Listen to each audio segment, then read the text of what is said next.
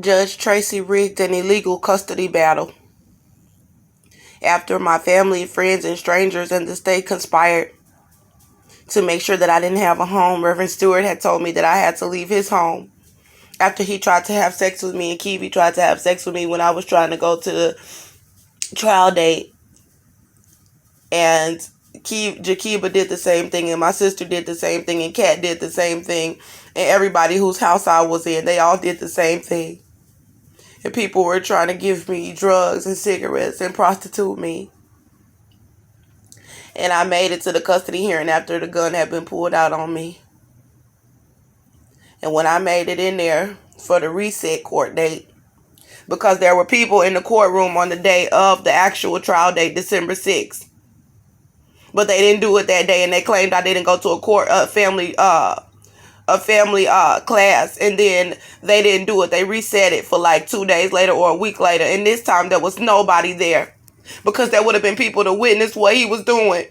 I got on the stand and I told everything, and Cynthia got up there and lied, and you could tell she was lying because the evidence showed that she was lying, and that the white women in the courtroom was sitting there listening to her lie. So when they reset it, there was nobody in his courtroom. Only Judge Tracy Gilbert. He is a corrupt judge. And then there was his white court staff, like 2 women, one typing blonde, and then 2 other one who was dark haired. And they were lying on court records for Judge Tracy and for the system. And then it was me with no lawyer. And they were making me represent myself again for the 3rd time after I had won twice representing myself for the criminal charges, and at the hearing with Austin, and I won. And they was trying to listen to everything I was going to say so they could manipulate it. And this time, there was nobody in the courtroom but Cynthia Vera, her lawyer, and there was a strange white man that was right there whispering to Cynthia and her lawyer, and there was nobody else there but these few white people. Judge Tracy, his 3 people that was with him, and Cynthia and her 3 people, so it was 6 of them. And it was me, and I was on the stand telling everything, all the evidence, and Cynthia was lying, and her only defense was that I had food stamps. And then when Judge Tracy asked me where was I living, I told him I had been living with my sister, but I'm kind of homeless. And this is what everybody was conspiring to say. And so when I left there and I was crying at Reverend Stewart's house and I was pregnant,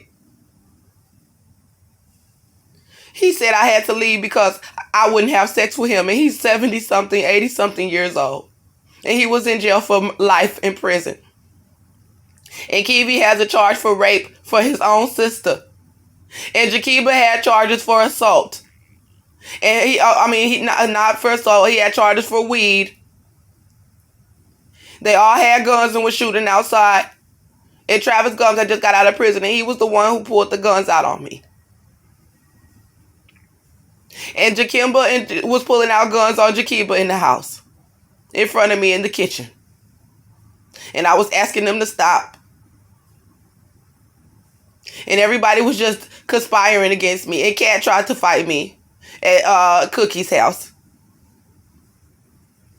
And then Kiwi was threatening to get a gun to try to act like there would be a shooting over his cousin liking me. So then, after that, they put me out. Reverend Stewart told me I had to leave. And a man named Leotis, who also had been in prison, tried to get me to go to this little nearby place that he was going to and lie and say that I was a drunk to try to get me an apartment so I could appeal and get my son, but I wouldn't go through with that. And I told them there that my baby daddy had been raping me and that my cervix was damn near hanging out of my vagina.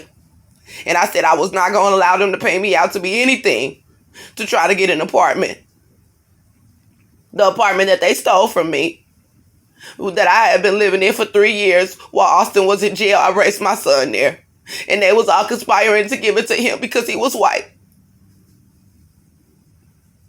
And he abused me the entire time that I lived there. And he was abusing my son the entire time that he was there, before he went to prison and after he was abusing us. And he was on methamphetamine and heroin and crack.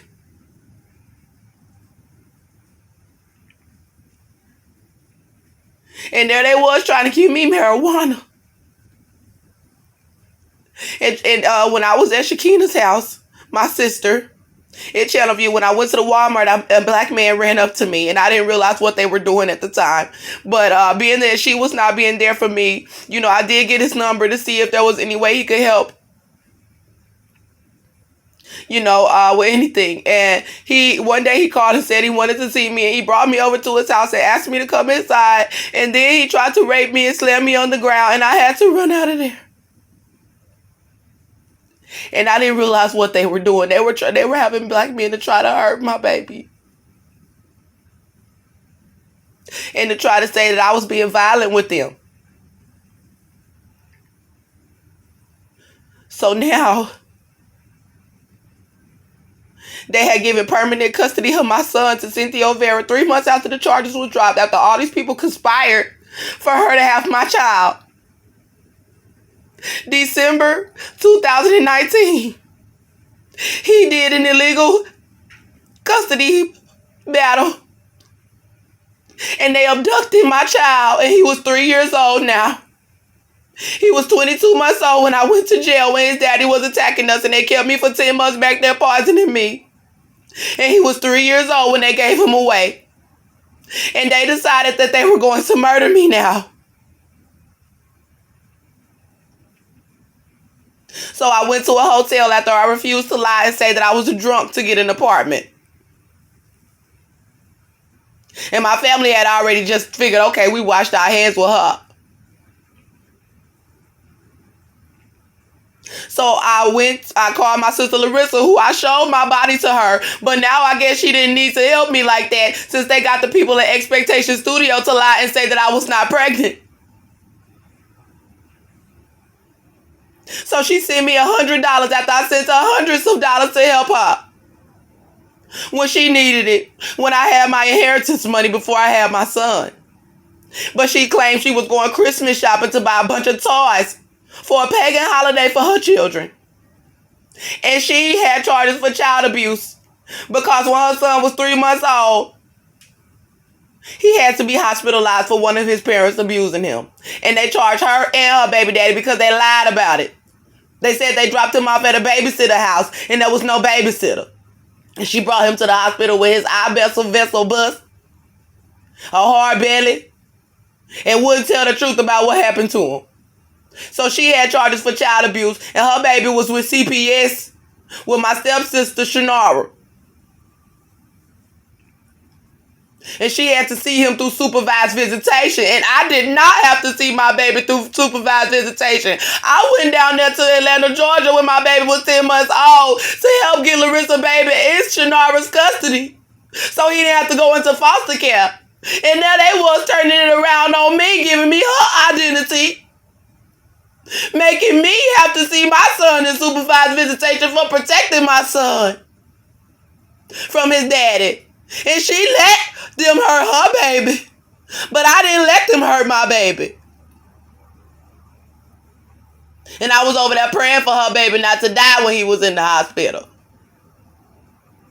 And I went all the way down there from my apartment with Shakina to help, and they was setting me up. Now here goes Cynthia in the court trying to say I'm the one who needed supervised visitation with my kids. And so I asked Larissa to send me some money, please. It was my birthday. I needed to get a hotel. I only had about $50. She sent me $100. That only lasted me 2 or 3 nights. And I went to Jatavia's house and Ted's house. There was supposed to be some girls that I met not too long before Austin was released from prison, but they was already setting me up. Everybody in the town in Conroe was setting me up to have my son taken from me. And I was a great mom while they were selling drugs out of her house. Ted's baby daddy, they were selling drugs out of his house with her 3 kids there with a black man. And she over there telling me some falsified story. She met my baby daddy one time when he got out of prison. I only had just met Tess, and they invited us to a pool party, and he had just got out, so we all went over there. And they all knew he was abusing me because I told Tanisha and Jatavia black women that I was afraid to let my baby daddy back in my home. And I told Cynthia and I told everybody that I was afraid to let him back in my home because he was always abusing me. But Cynthia and Joseph was bullying me to let him back in the house. And the whole city was bullying me and making me afraid. So I let him back in the house thinking he might protect me, but he was the one getting them to do it. Because I didn't want to be with him no more.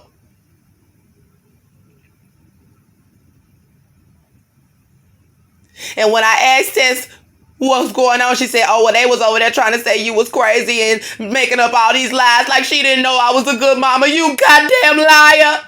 She knew I was a good mother and she knew that shit wasn't true. How dare her sit there in my face and